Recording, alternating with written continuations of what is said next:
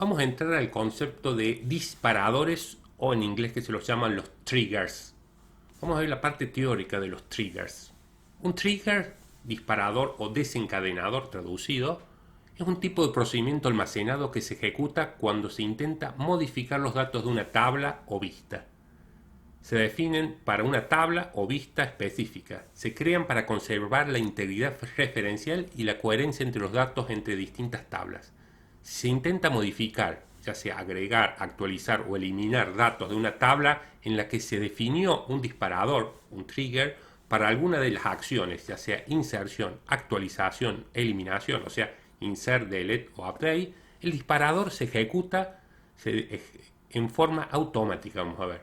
Un trigger se asocia a un evento, ya sea de inserción, actualización o borrado sobre una tabla, o sea, algún evento como son los insert, delete y update.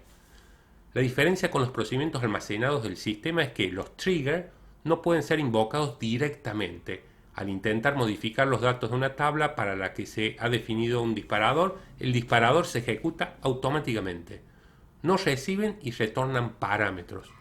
Son apropiados para mantener la integridad de los datos, no para obtener resultados de consultas. O sea, no tiene sentido hacer recuperación de datos, salvo para el algoritmo propiamente dicho dentro del trigger. Los disparadores o triggers, a diferencia de las restricciones check, pueden hacer referencia a campos de otras tablas. Por ejemplo, puede crear un trigger de inserción en la tabla ventas que compruebe que el campo stock de un artículo en la tabla artículos.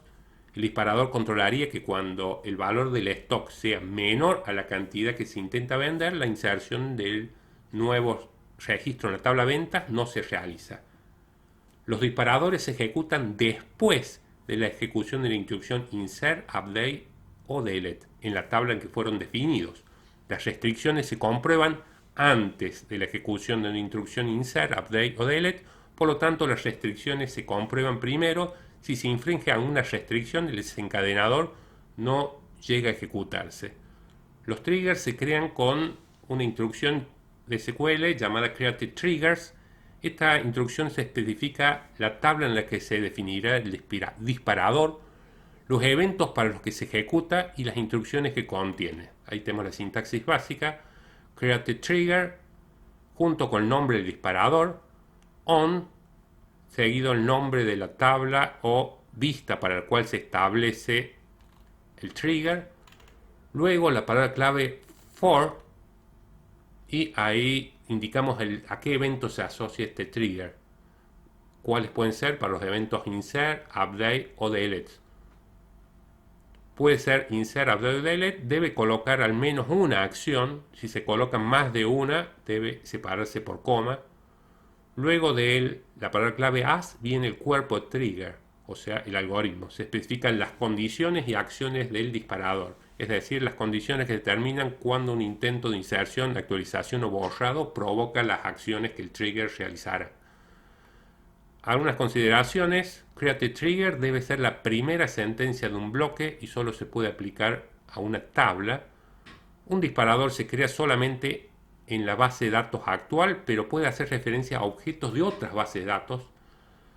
Las siguientes instrucciones no están permitidas dentro de un trigger: create table, no podemos usar; alter database, drop database, load database, restore database, load log, reconfigure, restore log, this init, this site.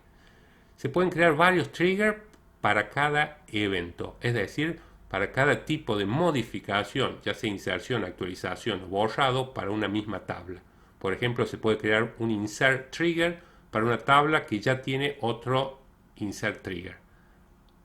Bueno, en el próximo video veremos ya cómo hacer la creación de un trigger con ejemplos. Gracias.